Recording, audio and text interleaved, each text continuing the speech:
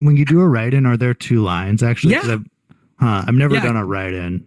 Yeah. Because I believe you can still vote for president and vice president. You Because can isn't it vote. usually one ticket? Like, Yes, yeah. So you have to like complete your it's like a fantasy ticket. It's like fantasy football is the best way to think about voting right in. So like uh, who are your starters? Who do you want starting at the line? Who are your wide receivers? Your yeah. Which is of course, one of your municipally elected officials, your dog catcher and sure. everything like that. Who's your dream team though? I would Uh, vote for RFK for my dog catcher. He seems to be really good at shit like that.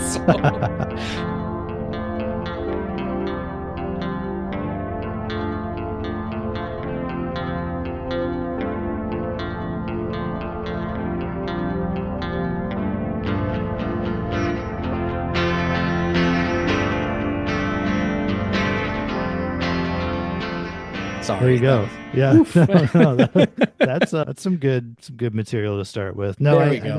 I think like this has been a really weird time in politics the last, whatever, 5 weeks, 4 weeks since the election.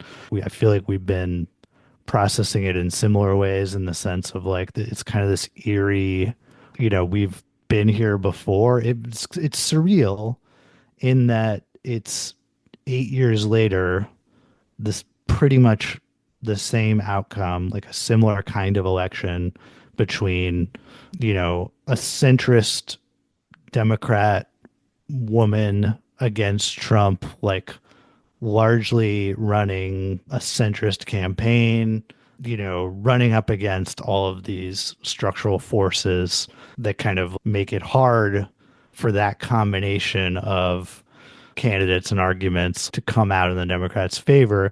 And I mean, for me, it was just sort of a feeling of like, oh shit, here we go again. Watching those results come in, watching, Pennsylvania is going in the wrong direction. And then that's it. Yeah. It was so bleak. No, it definitely was. It was the kind of thing where I didn't want to stay up in the evening. I mean, I certainly didn't know which direction it was going to go, and I'm the last person that anybody should ask about predicting these things, but yeah, I also had that kind of like eerie feeling in the pit of my stomach that we've been here before.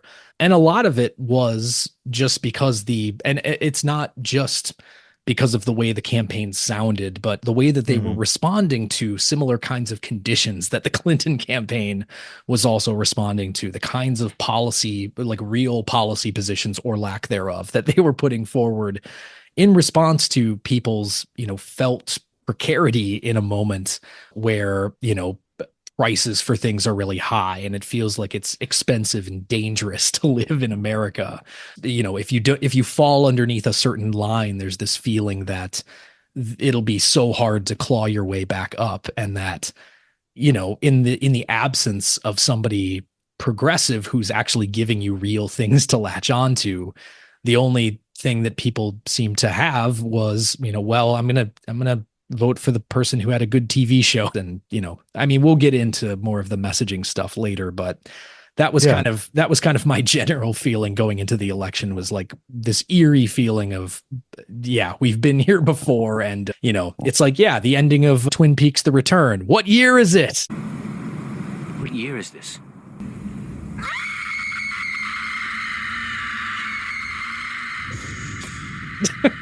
Dude, so true. I mean, no, like we'll put a bow on this in a second, but just to say a few more things about how I felt going in, because I think I felt going in this could go either way, but I was kind of expecting Harris to win, and I think my reason for that was actually quite similar to 2016 and 2020, where I think I underestimated Trump both times. That he, in my opinion, does not run good campaigns. He runs really shitty campaigns, and like he phones it in. I mean, he doesn't seem to care at all about winning at a It's lot of true. times, It's and this comes back to a theme that we've talked about a lot on this show. Like a lot of the political events that we've been confronting since we started this show really raise the question of how important it is to be effective at rhetoric. Yeah. So much ineffective rhetoric has incredible power because of structural forces that like bias the public sphere towards certain kinds of powerful ideologies and powerful actors and material forces. And so like when Trump had that horrific Madison Square Garden rally Right. like a week before the election, I was like, this is it. I mean, he just sunk his campaign. Yeah. Like, this is going to push Harris across the finish line. Like, he sent out a comedian who shit on all Puerto Ricans. There's a lot going on. Like, I don't know if you guys know this, but there's literally a floating island of garbage in the middle of the ocean right now. Yeah. I think it's called Puerto Rico. And he still won. I mean, and so I think like that was the feeling that felt really eerily familiar for me across all three elections, but especially 16 and this one, was like he ran a terrible campaign, but the Democrats ran an even more terrible campaign. And it's just like, I don't know where you go from there. It's just incredibly bleak. Yeah. I mean, if nothing else, it kind of changes the aperture with which you apply rhetorical analysis, right? Rhetoric is not just what you say, but also what you're responding to and the contextual milieu that you're saying it within. And I think that, you know, just not to oversimplify it as like who knew how to read a room better, but I mean, in some cases there was a little bit of that. And I mean, the question really here is, when the room is on fire, how do you read that room? You know, when things are like the material conditions for so many people are becoming increasingly bleak in this country, do you listen to the rhetoric of the person who is, you know, saying, well, our previous record, you know, kind of speaks for itself. And, you know, we're going to sort of, by the way, here's a random Republican that we're running with for some reason. And, you know, saying all these things that just doesn't quite sound like you mean it. And then there's somebody who's telling jokes, right? Like at least that person's making you laugh. I don't know. I don't want to be too glib about it here, but I think that there are ways to read, you know, to at least salvage a rhetorical critique out of this by showing that, you know, it's not just what you say. It's when, where, and how you say it. Oh, for sure. For sure. And I don't mean to like downplay the importance of rhetoric, but more just, you know, this is another one of these outcomes where we see someone rewarded for rhetoric that's very ineffective and like very ham-fisted and seemingly a really chaotic strategy of aligning with these bizarre like online figures of the right. We'll get into this more in a little bit, but I really don't think that the reason Trump won is all of these unorthodox choices of like aligning with the fever swamps of the online far right. Yeah. I think it's kind of like we have to look at this as an own goal on the part of the Democrats. 1000%. And I think that was largely, if you go back in the history of this show, that was largely how we responded to 2016. If you remember, you know, the show wasn't around when the 2016 election had first happened, but one of the things that we engaged with a lot in the early episodes was the Russiagate narrative and how that was a security rhetoric that kind of leaked into politics, if that makes sense, where it was a security rhetoric that fundamentally made certain legitimizing arguments on behalf of the Democratic Party establishment. And importantly, provided cover for them. And provided cover for them, right? This time they don't have that security rhetoric to benefit from, which is really interesting. Yes. Did you notice that there was no discussion at all after this election or during the election about foreign interference? Yeah. I guess all of that just stopped. Like Russia, Iran, China, all of these evil countries that are supposedly always interfering in our elections and our political processes just decided, no worries, we're not gonna get involved this time. That's bit curious, right? It is, yeah. In the same way that it was also curious that, you know, even though Trump did win, you know, the margin at the end of the day was not wide, or not as wide as it had initially appeared to be. But you still really didn't hear a lot of people on like the Trump right calling foul about election interference. That all seemed to also magically go away from the widespread corruption and election interference of 2020. So, you know. Yeah, really good point. No, like that's hilarious that just like the Democrats forgot to steal it this time, I guess. Yeah, that's right. You know, the first time it was stop the steal. This time it was forgot to steal. Forgot to steal. I don't know. I don't know what happened there, It's but pretty I good. think You should that trademark that. I'm going to. Yeah, that one might help me in my professional life later. But yeah, I think that, if we look back on our previous episodes that have dealt with the election, we had the verb episode where we talked about Tim Walz, and I think, just picking up on what you said about Trump being funny, Tim Walz was really funny when they first brought him out, and then they just stopped using him or told him to be less funny. I Why don't know did what you? happened Yes. there. Why did you bench Tim Walz? Why did you bench the coach? Made He no was so sense. good. Made no sense. And I think that our discussion of weirdness and like normalization rhetoric, in particular around like creating or demonizing foreign others as part of your campaign, I think that that's a factor in this election, in the sense that the Democrats did run to the right on foreign policy and immigration policy. And so I think a lot of what we talked about in that regard was relevant. But I also think that our discussion, and this is where we want to go really to focus this episode, our discussion about discourse and manipulation is really relevant here, because one of the key rhetorical situations right now, and this always faces the losing party after an election, is how do you talk to your own side about what went wrong and about what we'll do differently next time, what we need to focus on the next year. It's kind of like after the Pittsburgh Pirates, have another losing season.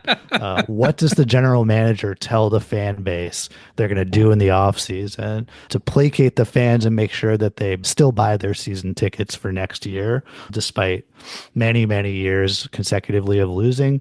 In this case, what are the Democratic Party bigwigs and choice pundits telling themselves about what the team is going to do differently next time and what went wrong? To put it in rhetorical terms, it is a moment of epideictic rhetoric. We are in an epideictic moment where the traditional genre in Athenian democracy of praise and blame is what is happening at the level of Democratic Party discourse, and I think larger national discourses as well. What do we blame? How do we assign causality for problems and other issues that we face? And what are the things that we should be paying more attention to or grasping onto moving forward? Absolutely. And so in our first two episodes in the Discourse and Manipulation series, we were really drawing from scholars from critical discourse studies, people like Toon Van Dyke, Norman Fairclough, Theo Van Leeuwen, this whole school of discourse scholars who have given us really helpful concepts for thinking through the ways that discourse controls cognition fundamentally, that when you use certain discourse structures, you can enact or affect a kind of mind control, right? Right. And in this case, I think the thing that has jumped out, not just to us, to lots of commentators on this election and the post-election post-mortems, the thing that has jumped out is silence, the use, and we might even say abuse of silence in discourse about this election from the Democratic Party's, elected leadership and House pundits and sort of commentator class. And when we say manipulative silence and manipulative absence, I think an example that comes to mind that might help people understand this just to start is the concept of a nominalization. Alex, how do you understand what a nominalization is, just for people who maybe aren't familiar? Yeah. So the very most basic definition of a nominalization that I usually give my students is a nominalization is a verb or an adjective. So either an action or a description of something that has been turned into a thing or into a noun. Yeah, absolutely. And so the ones that we've heard a lot in the aftermath of this election that many of our listeners are probably familiar with are even, issue terms like inflation or immigration. The Democrats lost on inflation, immigration. Those would be two very common ones. But there's also these kind of more nuanced and honestly bizarre ones like anti-incumbent sentiment, wokeness, Oh, yes. messaging. Oh, yes. Wokeness. That's probably one of my favorite nominalizations of specifically an adjective woke turned into a Yes, noun. Yeah. absolutely. Wokeness, messaging, these abstractions that what they do is they don't tell us who was doing the thing. They don't tell us what person or group we're actually describing. And as a result, it prevents us from having the actual conversation, the critical conversation that we need to have about those actions and about those actors. Yeah. And I think just to kind of really even further define nominalizations in the political sense of the things that they occlude are twofold. The first thing that nominalizations are fundamentally kind of obscuring is just as you said, Calvin, agency, right? The responsibility for an action, right? So when we say something like inflation, right? We get the sense of like, okay, so inflation is a nominalization of the verb to inflate. If our currency is inflating or prices are inflating, whatever it is that is doing the inflation, first of all, that already is being obscured. So the object of that verb is taken away, but also the person who is responsible for that, right? Is it the president who's responsible for that? Is it agribusiness companies who are raising and keeping the prices of groceries high, right? What is exactly actually to blame for that? The second thing that it obscures that I think is also really important is scale, particularly when we're talking about things like wokeness or, Mm-hmm. like trans identity politics or things like that, where these, basically these things that are hyper focused on by small groups of the sort of right-wing pundits on the internet can get blown up to, saying that, for example, wokeness is rampant on college campuses, when in fact, many college campuses and just colleges in general are actually quite conservative institutions at a financial level. And it really only might be a handful of very vocal students who are, fitting the very narrow definition, if there is a definition at all, of what these pundits would describe as woke. So the obscuring of both responsibility and scale are the things that I think nominalization does a great job at covering up. Yeah, absolutely. And that's really well put. It also makes me think of the example of crime.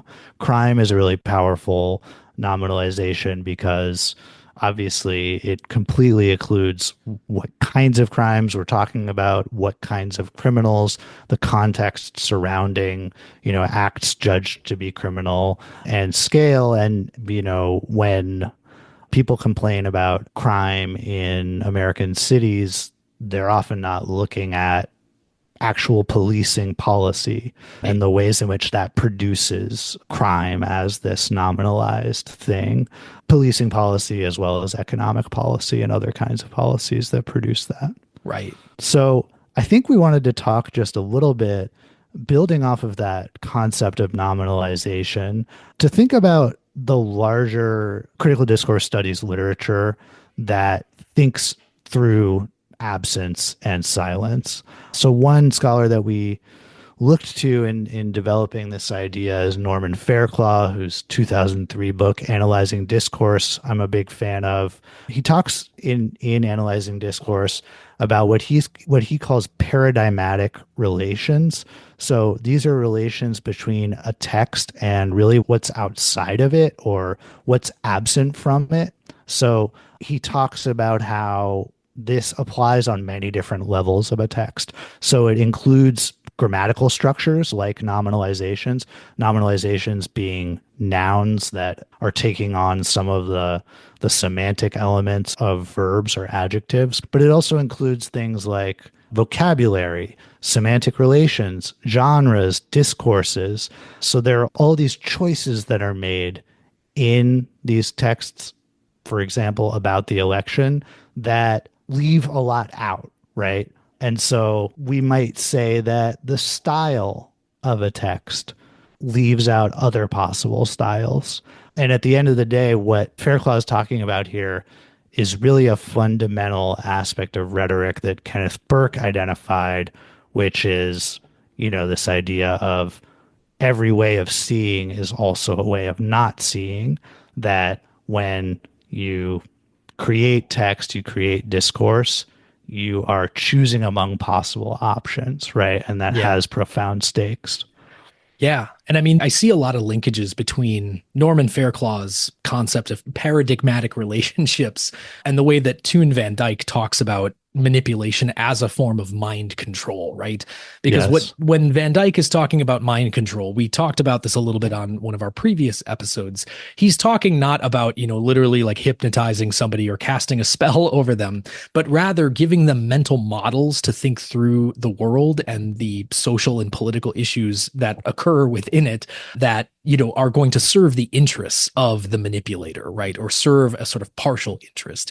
And one of the ways that they do that is by building these paradigmatic relations between words, the actual grammatical structure, the rhetoric of how you talk about something, and the things that they signify out in the world. So if we take a sentence like crime is running rampant in our city or something like that, you have a nominalization there that is probably because of all these paradigmatic relationships that have been built up over time for people that have fear-mongered about, the criminal element of cities specifically being, non-white people who are committing violent crimes or breaking into people's cars, what have you, that are already going to be filling in all of those gaps. That is what I think both Fairclaw and Van Dyke are talking about when they talk about the use of things like that. But also, again, that leaves absence the other types of crime that occur in cities. Say, for example, when a healthcare company uses an AI model that has a 90% error rate to deny people their rightful claims to medical care. Is that a crime? Well, the paradigmatic relations have not yet been built up between our associations of crime with those kinds of white collar, quote unquote, actions that actually may constitute a moral ill, but just have not done so at the level of discourse yet. Right. So when that dog whistle of crime doesn't index, it doesn't paradigmatically invoke those kinds of crimes, like denying healthcare coverage to large numbers of people at scale, things like wage theft, things like, rampant violations of terms of leases by absent landlords. Yes. These things that we know go on in cities, but when we say urban crime, we are very clearly not dog whistling towards that. That's fundamentally a result of the paradigmatic relationships that a text builds. That's right. And so Toon Van Dyke, in his book Ideology, a multidisciplinary approach, talks a little bit about information absencing. There's this concept of the ideological square. So basically that all ideological discourse, which we could say that any political discourse, including the post-mortem of an election, is fundamentally ideological. It's building some kind of ideological system. That ideological discourse always does four things. First of all, expresses information that's positive about us, the in-group. It expresses or emphasizes information that's negative about them, the out-group. And then it suppresses information that's positive about them and suppresses information that's negative about us. So basically, make ourselves look maximally good, make our enemy or our other look maximally bad. And I think this is something that we see a lot in these postmortems, in the sense that by avoiding hard conversations around the campaign strategy or the establishment leadership, we avoid talking about negative information about the in-group, about the leader group. And this is a fundamental reason that texts manipulate silence and manipulate absence, is to avoid having those hard conversations and to maintain a kind of ideological purity. Yeah. And for those of you who might be saying, for example, well, why wouldn't we suppress or de-emphasize information that is negative about us? I mean, again, it depends on the rhetorical situation here. Like, you might not think it politically expedient to say, what goes wrong with your campaign, like while the campaign is being run. But in a moment of epideictic reflection, something like that might actually be warranted and actually showing a little humility towards your own tactics of saying, well, what can we honestly say may have gone well and what went wrong? What did we do that may have influenced this negative outcome? I think is perfectly called for in a circumstance like this. And so the ideological square is a nice way of saying that it's not just about making ourselves look maximally good, but also suppressing anything that might make us look bad. Right. And which shows like fundamentally a lack of self-critique and a lack of will to get better. When this discourse is fundamentally ideological, it's more about maintaining a power structure than it is about progressing or shifting power in ways that might in the long run expand your power depending on Right. how you affect that change, right? And so it makes me think a lot about the ways in which the Harris campaign refused to really break from Joe Biden, who was a historically unpopular president. Like I haven't looked that closely at the numbers, so I can't say this with 100% certainty, but I believe it's like George Bush after the Iraq war levels, like of approval rating, like that low. As of right now, where we stand, Joe Biden, according to 538, stands at a 37.8% approval rating and a 55.7% disapproval rating, with a differential of 17.9% in the disapproval column. Yeah. So, when that is very rightly perceived as part of your us, your in group, it might make sense to not suppress some negative information about that in order to potentially break from or at least show a plan to, improve the power center here. And so I think that really worked at cross purposes of the campaign. Now, moving from ideology, another very interesting piece on textual silence comes from Thomas Huckin from his 2002 article. And what's really cool about the way that Huckin approaches silence, first of all, my mind was really blown when I revisited this article because Huckin's primary example is actually local news commentary in Seattle about homelessness, Yeah, which is very still, relevant to you.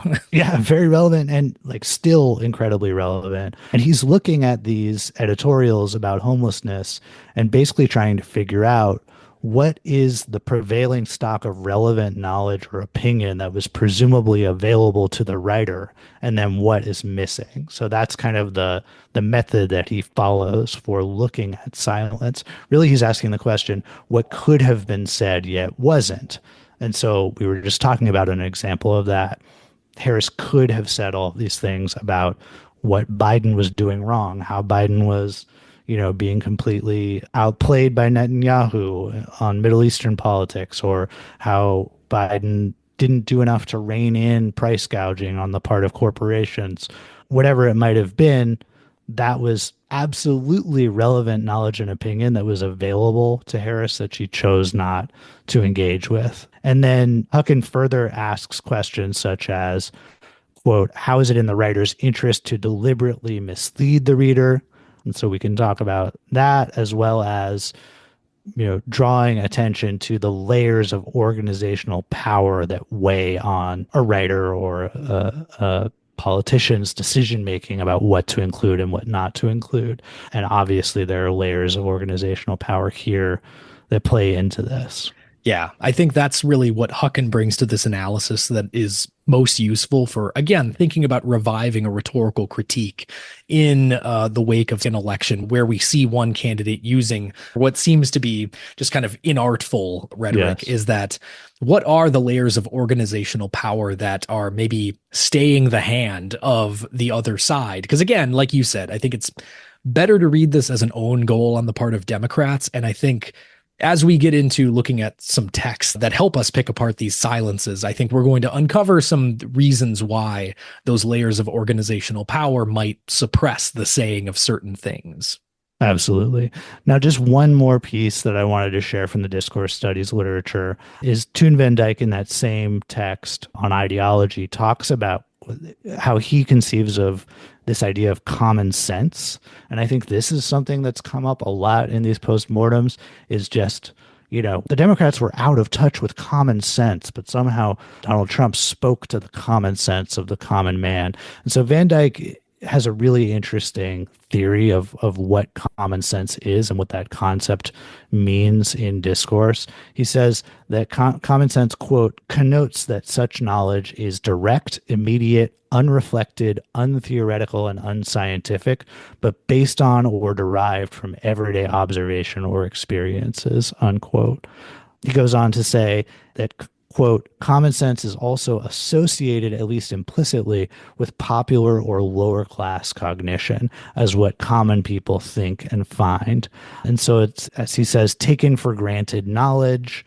And so things like they take away our jobs, that's an example that he gives. But a common sense argument is an argument based on a common sense model. And the same is true for common sense descriptions, accounts, and explanations. There, he writes, quote, such accounts are typically founded on what we all know or what everybody says.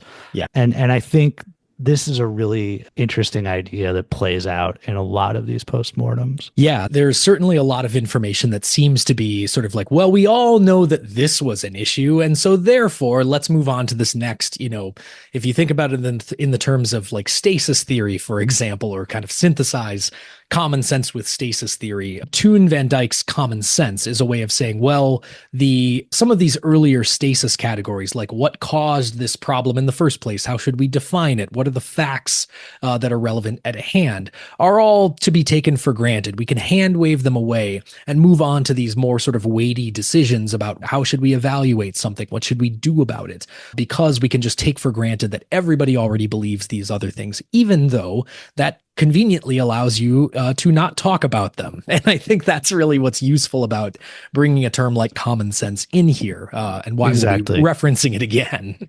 Exactly. And I think just to tie us back to how we started this discussion of the literature, I think often, especially when grammatical structures like nominalizations are used, common sense is sort of hiding behind the invocation of that nominalization. Something like inflation or crime or even wokeness is usually hiding a supposed common sense understanding of what those terms mean. Like we all agree on it. We all know what ordinary folks think is going on in their communities, and we need to speak to that instead of debating, as you said, those very factual definitional questions. We just sort of assume a definition and a set of facts. Yeah, that's exactly right. And I think that, I mean, if we can move on to our analysis now, we brought in a series of texts here, starting with one that I think actually really nicely exemplifies right at the very beginning, this notion of common sense synthesized with our understanding of nominalizations and how we can sort of, you know, you can create a very complex argument that is stated in very concise terms. So the first text that I'm going to bring in here is from a longtime New York Times columnist, Maureen Dowd. She wrote an op-ed just after the election called Democrats and the Case of Mistaken Identity Politics. One of the reasons I wanted to talk about this is because it's gone a little bit under-discussed, I think, in other podcasts and other media that has been sort of analyzing the reactions and the post-mortem to this election. But this one specifically was read on air by the co-hosts of MSNBC's Morning Joe, the Mika Brzezinski and the coffee man himself, Joe Scarborough. And they seemed to take it quite seriously as they were reading it through. In fact, Mika made a point of repeating this very first line here. Wow. Here it goes. Some Democrats are finally waking up and realizing that woke is broke. So here we not only have the nominalization woke, which again is being used as a noun, I think, because it's something that used to be used as a description, but is now given another descriptor, which is broke. And it's also being framed as common sense. We are waking up and we are realizing this thing that everybody else, again, ostensibly already knew, which is that woke is broke. What did you make of this? There's so many layers here because I'm now realizing that to wake is a verb, and it was a verb transformed into an adjective. And it was originally actually a positive term used by Black activists and Black commentators to talk about like people who have done the research and are aware of history and politics and theory that informs their lives and informs the kind of challenges that they're facing in living in an unequal society, right? Right. And so that was the original meaning of woke. It was taking something that was quite active, like to wake up, and transforming that into an adjective in order to describe someone who is really sort of like hyper aware of the unequal society they live in. But now that's been transformed even further into a noun. And I believe like before Maureen Dowd, I was more aware of like Ron DeSantis was someone who really used woke, not even wokeness, but like just woke Right. as a noun. Like we must stop woke. Woke is a form of cultural Marxism. Woke needs to die. I believe that was actually even a Florida law that he passed, was like the Stop Woke Act. Yes. And I think woke was some kind of acronym, WOKE. No memory at all of what that stood for. And so, yeah, we have this incredibly complex nominalization work being done with the word woke. Yeah. Right now, our friend and loyal listener, Cameron Mozafari, is probably screaming and throwing his hands up in the air because he's actually done some really interesting work on the word woke, and specifically the way that it's been transformed into kind of this blunt nominal signifier. So we'll link to some of Cameron's threads at the very least, if not some of the publicly available work that he's done on this. So continuing on with Dowd's thread. Donald Trump won a majority of white women and remarkable numbers of Black and Latino voters and young men. Democratic insiders thought people would vote for Kamala Harris, even if they didn't like her, to get rid of Trump. But more people ended up voting for Trump, even though many didn't like him, because they liked the Democratic Party less. It goes on here after a couple of sentences. The party embraced a worldview of hyper-political correctness, condescension, and cancellation, and it supported diversity statements for job applicants and faculty lounge terminology like Latinx and BIPOC, which stands for Black, Indigenous, People of Color. This alienated half the country or more, and the chaos and anti-Semitism at many college campuses certainly didn't help. I want to pause there. Just so we can, did you count how many nominalizations we had in there, Calvin? It's crazy. It's crazy. Hyper political correctness, condescension, cancellation. Yeah. I mean, look, so much of this is just, unsupported conjecture and assumption. I have no idea actually what she's talking about in the sense of supporting diversity statements for job applicants. Is that about the Democratic Party itself? Like, what that's is that the even thing. referring to? That's only something that's that not happens, a policy.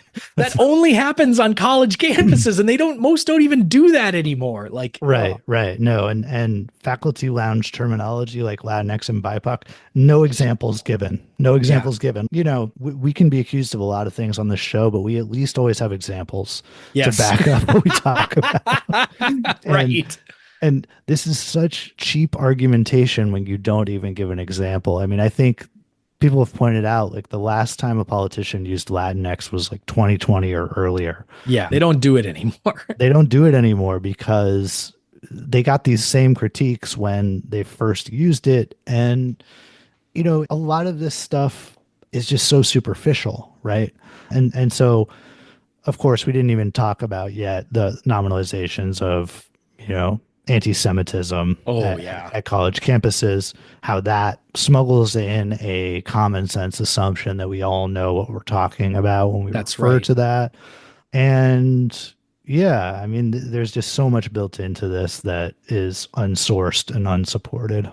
Yeah, I think nominalization's doing one of the functions that I described earlier of obscuring scale specifically with the first three. Hyperpolitical correctness, condescension, and cancellation are all things that happen to people in the media and in academia. Really isn't felt at the level of anything else unless you're talking about, like, I don't know, like your son, daughter, nephew, niece comes home from college and, he talks about what they're learning in class, and, you as a conservative feel triggered by it, or you're feeling like, oh, well, I'm being alienated by all this fancy Dan language that they're throwing around. And again, that's just like, that's so immaterial to the actual politics of this country that putting it on the same level as, like, well, this is why they lost the election is, I think, I mean, it's reducing an already overdetermined political event into something that is just so laughably superficial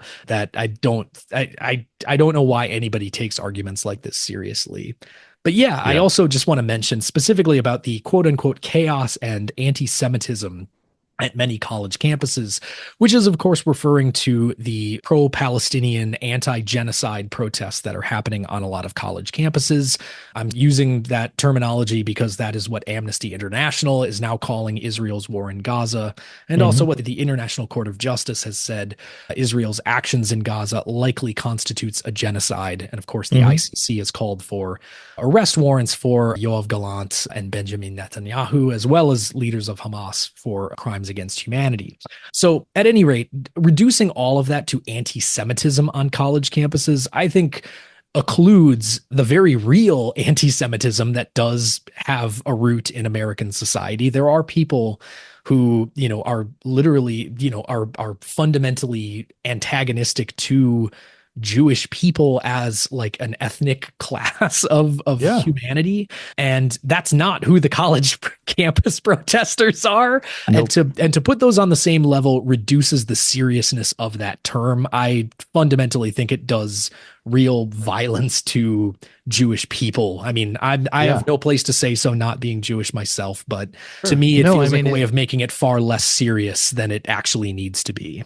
Absolutely. And the point is that, when you make a choice to invoke a loaded nominalization like that, you just simply put actual human action outside of the reach of debate and examination and critique. And so that's the real problem with invoking a nominalization like that, in my opinion. I mean, of course, it does that political damage that you're describing, but before we even get there, we can't even sort of locate what we should be debating and critiquing, because you're just sort of sweeping it all under this brush of this abstract nominalization. Yeah, that's exactly right. I'm going to go on a little further in this article here. She continues, one thing that makes Democrats great is that they unabashedly support groups that have suffered from inequality, but they have to begin avoiding extreme policies that alienate many Americans who would otherwise be drawn to the party. Democrats learned the hard way in this election that mothers care both about abortion rights and having their daughters compete fairly and safely on the playing field. So that's a little bit of a loaded statement there. Calvin, any idea what Maureen Dowd is talking about in that particular instance? Yeah, I mean, this is about, trans people competing in sports in public schools, but it's completely unclear what Maureen Dowd's position on it is and what specific examples we're looking at. This is, largely been brought up in the context of one particular interview that Kamala Harris gave back in 2020, in which she voiced support for some sort of pro-trans policy. When I was Attorney General, I learned that the California Department of Corrections, which was a client of mine, I didn't get to choose my client, that they were standing in the way of surgery. For prisoners. For prisoners. And there was a specific case. And when I learned about the case, I worked behind the scenes to not only make sure that that transgender woman got the services she was deserving, I made sure that they changed the policy in the state of California so that every transgender inmate in the prison system would have access to the medical care that they desired and need. But we're kind of having this debate 4 or 5 layers deep in meta level commentary about that one quote that Kamala Harris gave. And there's this assumption. One of the crazy things that Maureen Dowd does in this article is contracts the space between supposed woke rhetoric and policy, right? So if you notice in that one of the lines that you read, they have to begin avoiding extreme policies that blah, blah, blah, blah, blah. Right. What are the policies, though? There was no policy. There was no trans policy platform that was really heavily highlighted in this campaign, right? Yeah. And so we seem to be talking about complete phantoms.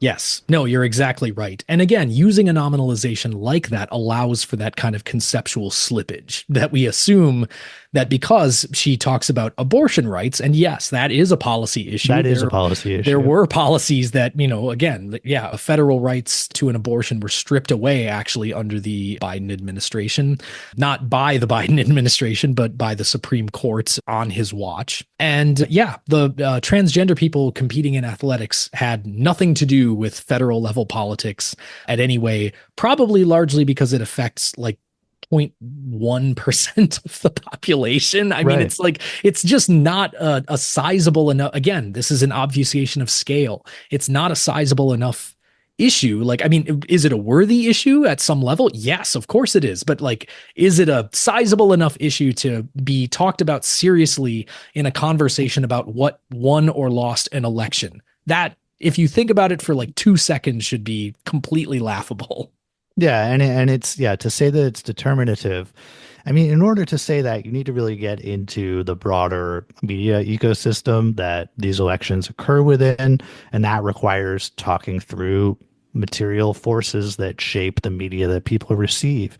If transphobia, tipped the election towards Trump, that's a result of the large scale outsourcing of news and politics and sort of like public sphere commentary to algorithms that serve more and more right-wing content to people, right? Like that are built by particular people at tech companies to make money for their shareholders, right? Yes. Maureen Dowd is not examining that. She's just sort of assuming that because a lot of people are talking about this, one successful campaign commercial that the Trump campaign ran, in which Kamala Harris said some controversial things about trans rights, that equals a policy platform for trans people, which we simply have not seen. No.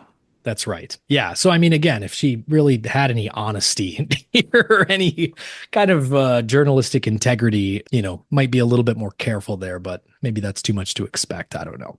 At any rate, I really wanted to land on this one point because I think this is where the broken clock of Maureen Dowd is right, at least once today.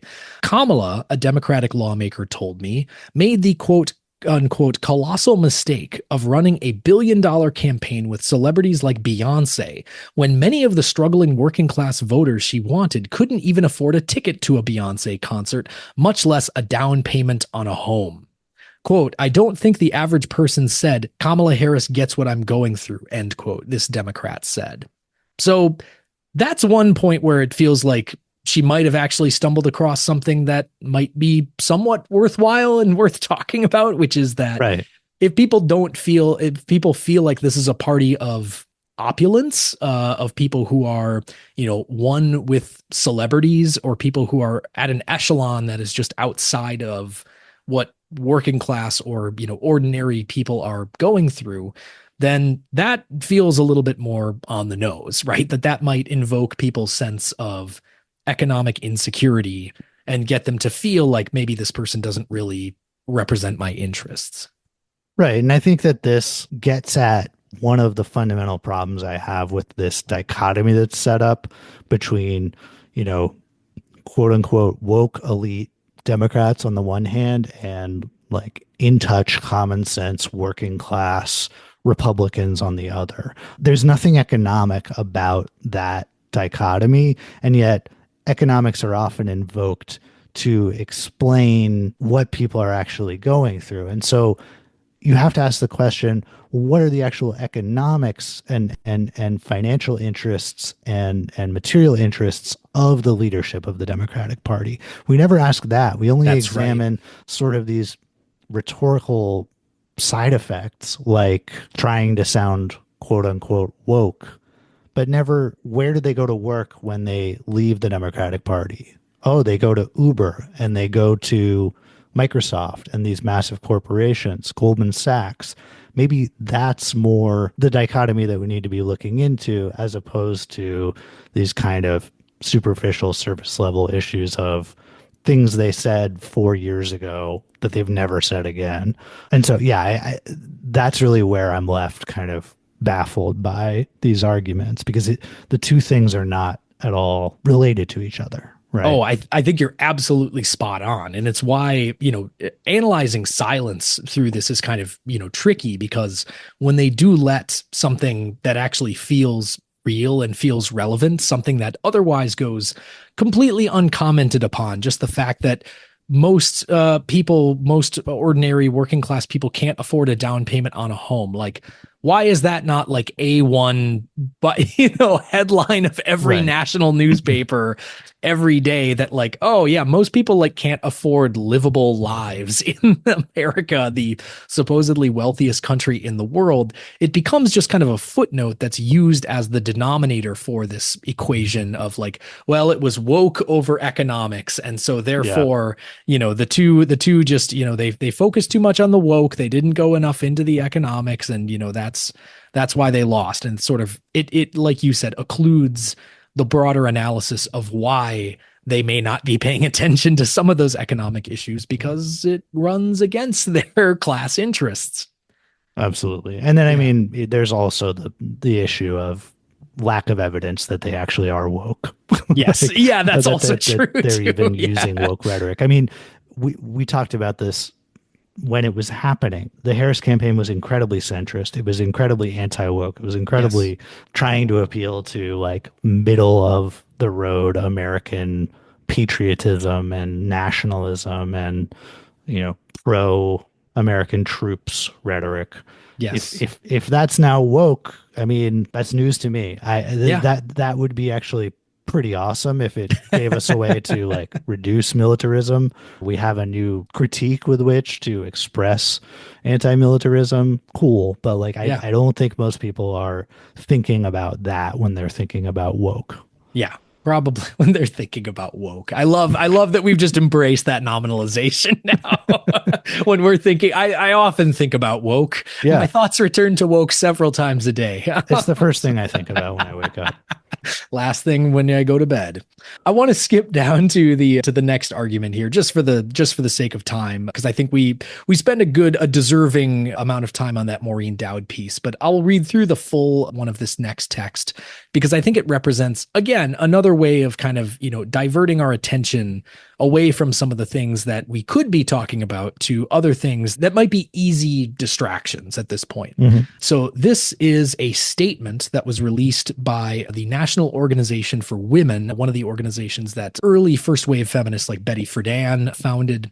They released a post-election statement called "Racism, Sexism, Misogyny, and Hate Won This Election, but we won't let our democracy be destroyed." So this is by Christian F. Nunez, the national NOW president. Donald Trump won by activating a base of voters who chose his racism, misogyny, and xenophobia over unity and democracy. Kamala Harris wanted to turn the page on Trump, while Trump ran on turning back the clock on equal access to rights we've been fighting for the last 100 years. Kamala Harris's campaign didn't fail. Voters failed Harris. This result was not a reflection of her ability to lead, but voters' ability to trust women. For the second time, the most qualified and experienced candidate for president has been defeated because she is a woman. This can't happen again. Where do we go from here? While we might feel a mix of uncomfortable emotions and want to retreat, it's important that we pause and think about what just happened, grieve, and then ask questions about what it will take for us to disrupt the persistence of structural inequalities so that our elections never repeat these same destructive patterns. So that's the excerpt. Calvin, I don't know, what was your reaction? What did you notice there? Yeah, I mean, the first thing I'll say is that I have definitely heard this reaction the most from colleagues and friends who I absolutely respect. And I think there's something to this reaction.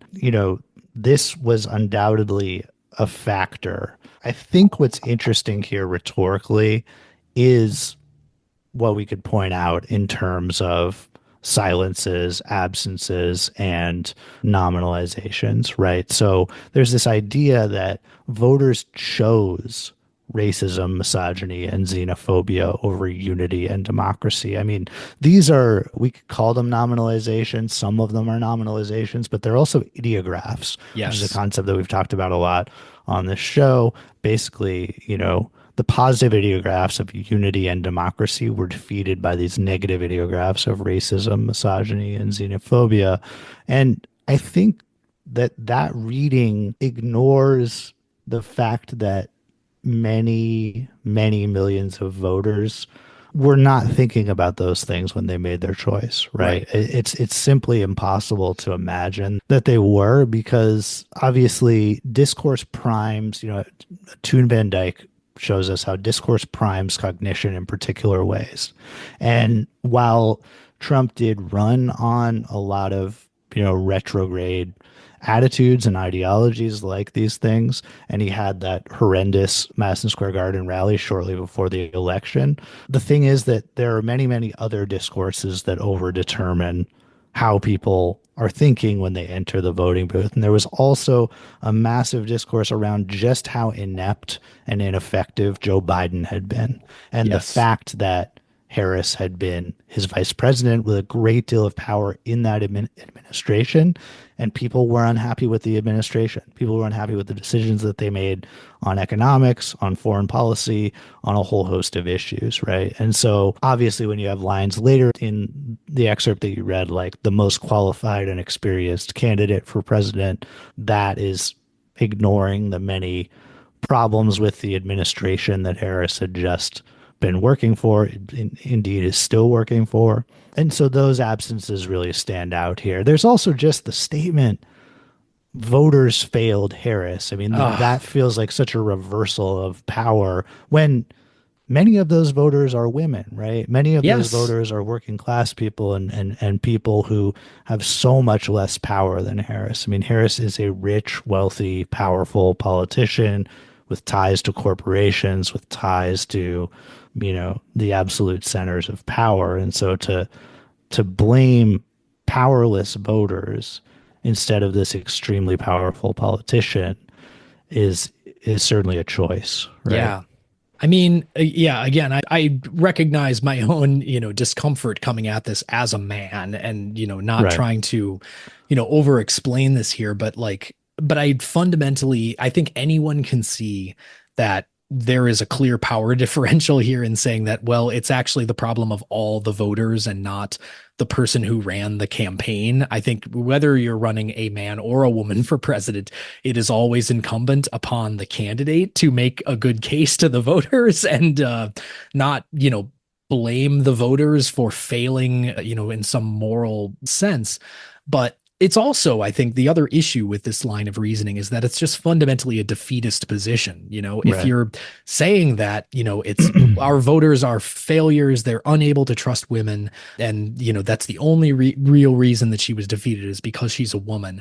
Well, what hope do we ever have of electing a woman president if you actually buy into that line of thinking? Like, it is just a dead end argument at the end of the day. And I call it an article of faith, but I have a little bit more hope than that, American people could actually vote for a woman for president if they actually represented their interests well. Yeah. And it comes back to the ways in which all of these theories of discourse and manipulation that we're talking about involve agency and invoke the idea of agency.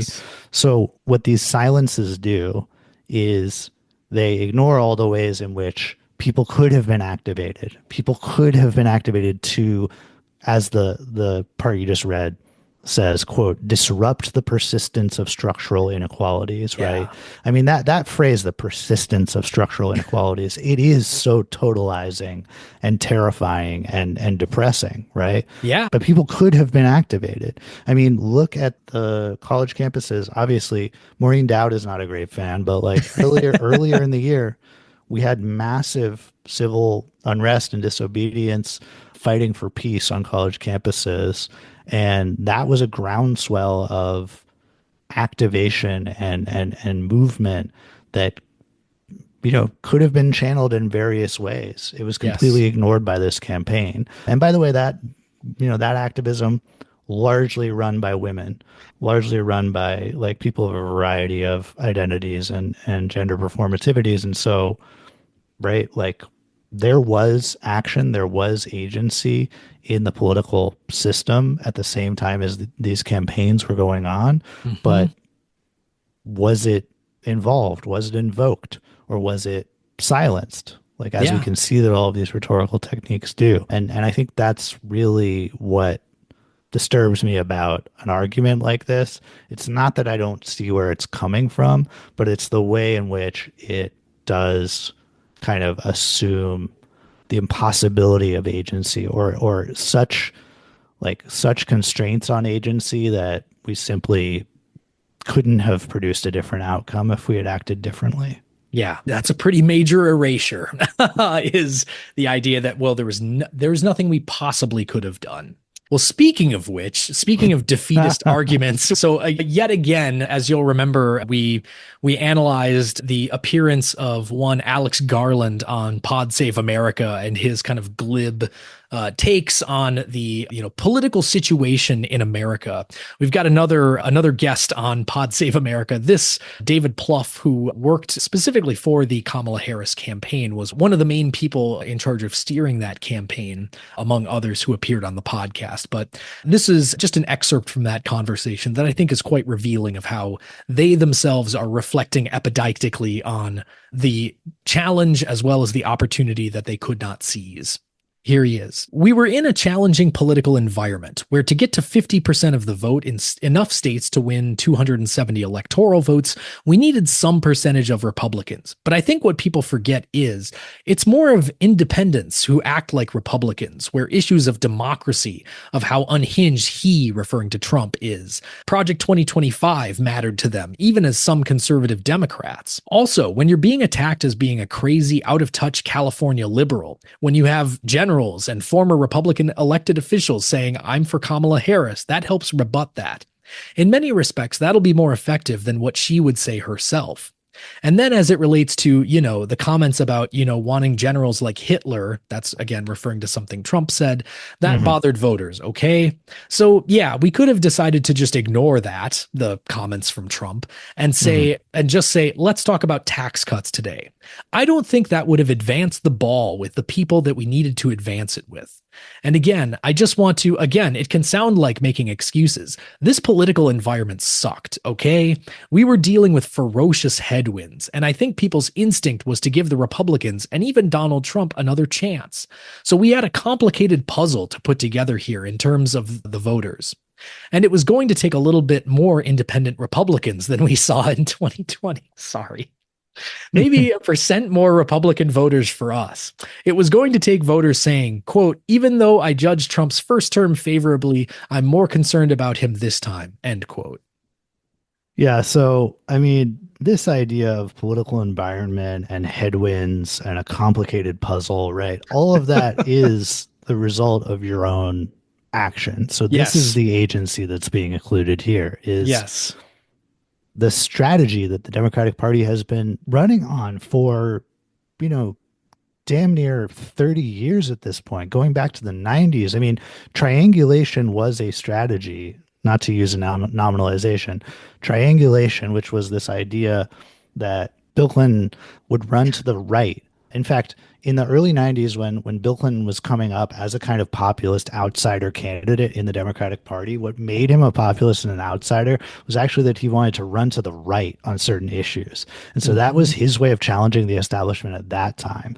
And then basically 30, 40 years later, we're now in a situation where the establishment is the establishment of Clinton and David Plouffe and Joe Biden, right? And so now the establishment has adopted wholesale all of the right-wing policy positions that Bill Clinton wanted them to adopt.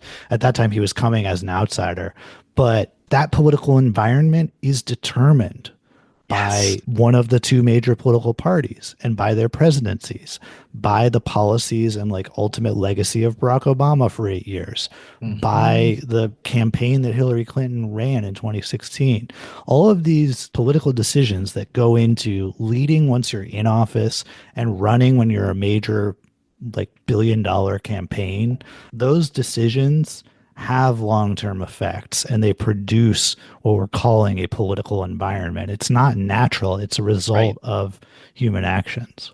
Yeah, absolutely. And it's important to note that these are not just nominalizations or nouns. They are also They're metaphors. They're also conceptual metaphors that, again, conceptual metaphors are key in creating the kind of mental representations that, is what Toon Van Dyke calls mind control, that we can just talk about as like providing a mental map for understanding the terrain here, right? That the political environment is something that, when we think about the environment, that's not something that human beings can control. Ferocious headwinds are not something that you can control. Complicated puzzles are things to be solved fundamentally, but it's hard, right? These are it's like saying, actually, the real reality would be like, we are the ones who manufactured the puzzle and we're having trouble putting it back together now that we've taken it apart. It just you made your own puzzle by, for example, coming up with this gotcha immigration bill that they presented to the Republicans on a silver platter, only so that to like trick the Republicans into voting against it, so they could make a bizarre hypocrisy argument that like, we wanted to do a hardcore anti-immigration bill, but you voted against it, so you're not actually anti-immigrant. We are anti-immigrant. Well, apparently voters decided that they would vote for, the less anti-immigrant party, I guess, according to your rhetoric, even though we know that Donald Trump ferociously hates immigrants and has promised mass deportations. It's really fascinating to have him lead off using the noun democracy with this whole thing, because I think that this has been one of the, as it turns out, unfortunately, one of the biggest canards in democratic politics over the course of the last 8 years, is talking about the preservation of democracy, when all that has happened over the last 8 years under both a Republican and a Democratic administration is a very clear erosion of democratic, not only norms, but also rights and other things that are very clearly like free speech is being very clearly chipped away by all sorts of different legislation, but not the least of which, taking up a definition of anti-Semitism that would allow, at this point, the Trump administration to basically shutter any nonprofit, revoke their status of any nonprofit that it deems to be critical of a nation state like Israel.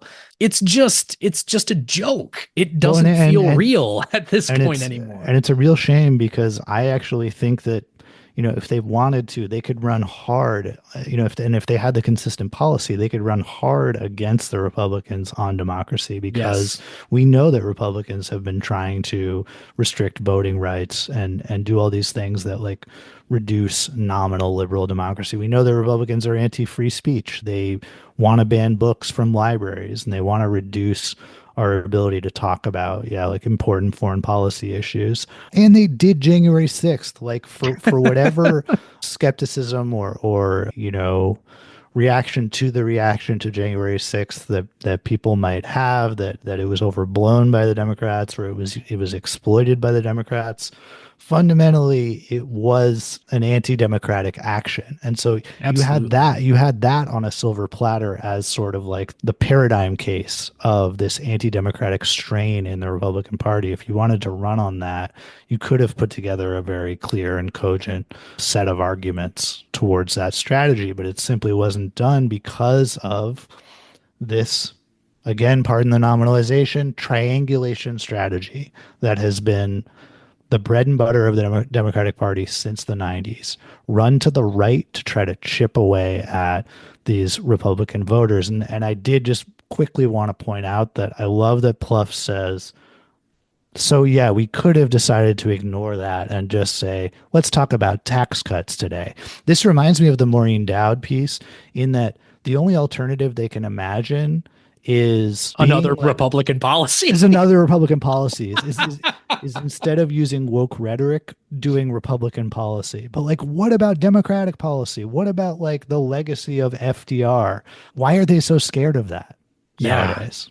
That's the thing. It's like, I'm not trying to sound like somebody who's like, well, yeah, they should have done a better job messaging the good things that they did. But like, if they had They should have run, done better things. they really should. I mean, they should have would've helped. fundamentally done better things, but like there were clear examples of people in the leadership, like Lena Khan at the FTC, who's been absolutely very, very consistent in doing things that are not abstract policies, doing things like saying that it should be just as easy to cancel a service as it is to opt into or to subscribe to a service. Like, that's genuinely going to affect many, many people in very real ways. And it provides a great example of how like government and, you know, politics can actually touch people's lives in positive ways. Like, I mean, if you're not learning from examples like that, of like, that is popular, that wins things. If you do things like that, you will win elections.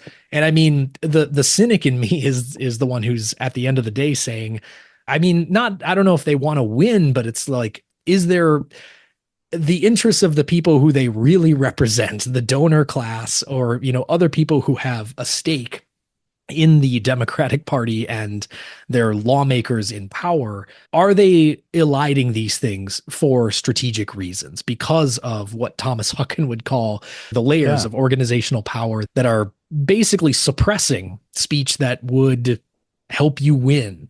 I mean, that's fundamentally the you know, if we continue with the sports metaphor of this election being an own goal on the Democrats' part, it's really, you know, one has to question, is the coach betting against the team?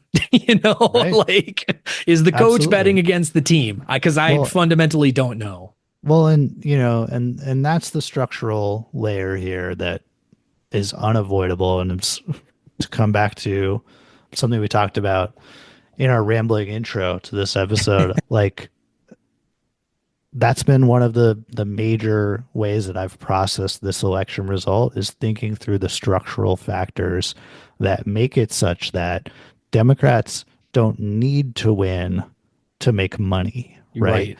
Right. The Democratic Party is fundamentally a corporate institution.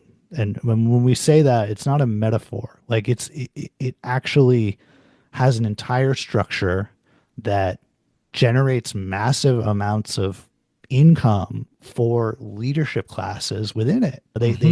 They contract with a ton of outside contractors, consultancies, groups that do data analytics and do this kind of wonky messaging advice. Your choice is between tax cuts and being woke. Like, those are your two choices. All of these entities that produce terrible advice like that make millions of dollars in every election. And so that entire structure informs the ways that they talk about elections and that they talk about political events.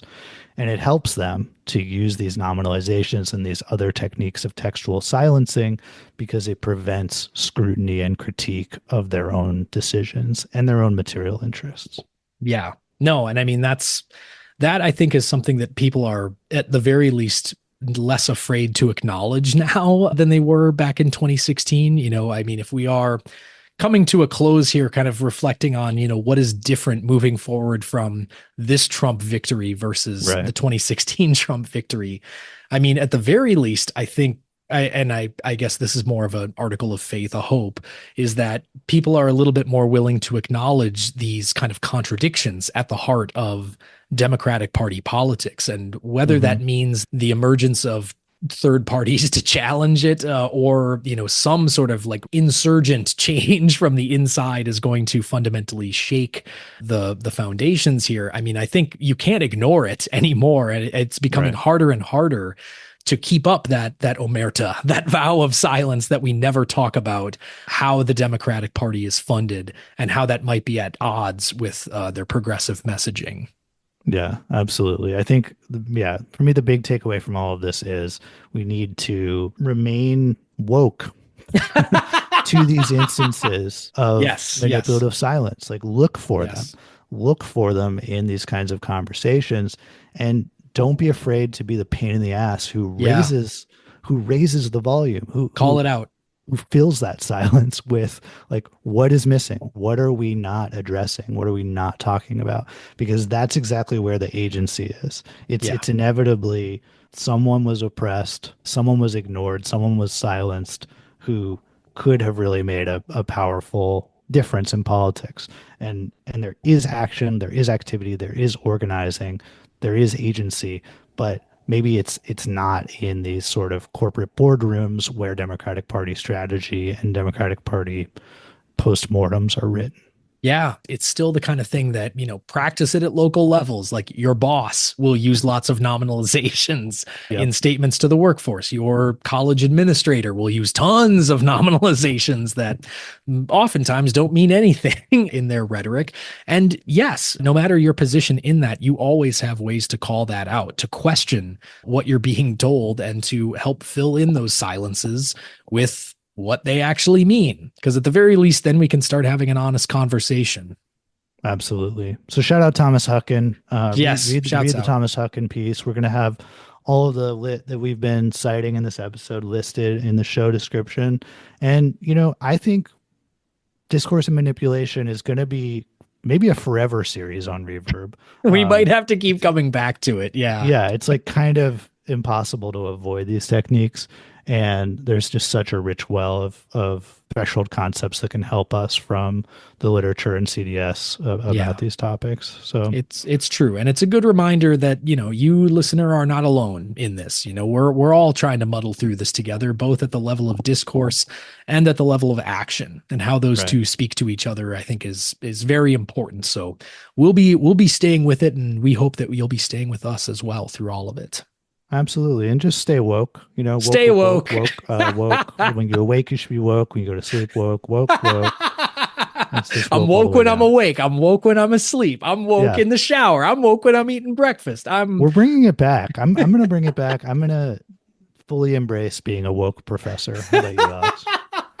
I am dyeing my hair blue as we speak. I've got the little tin foil in my hair right now, and I'm going to work, and I'm saying my pronouns, baby. He, I'm saying my pronouns all. Pronouns are in my bio. People who know me, I'm always saying my pronouns. I'm always saying pronouns. Same here. By the way, check out our episode on pronouns. Yes, check out our episode on pronouns. That's also very good. We're very proud of it. Well, from all of us here at Reverb, we have lots more content coming to you in 2025. Project 2025, our project is going to be to deliver more content to you. But look, it's been a tough year, I think, for everyone, but we're with you in solidarity, and we can't wait to speak with you soon. Bye-bye. Absolutely. Bye-bye, everybody. Our show today was produced by Alex Helberg and Calvin Pollock, with editing work by Alex. Reverb's co-producers at large are Ben Williams, Sophie Wadzak, and Olivia Burnett. You can subscribe to Reverb and leave us a review on Apple Podcasts, Stitcher, Android, or wherever you listen to podcasts. Check out our website at www.reverbcast.com. You can also like us on Facebook and follow us on Twitter, where our handle is @ReverbCast. That's REVERB_CAST. If you've enjoyed our show and want to help amplify more of our public scholarship work, please consider leaving us a 5-star review on your podcast platform of choice, and tell a friend about us. We sincerely appreciate the support of our listeners. Thanks so much for tuning in.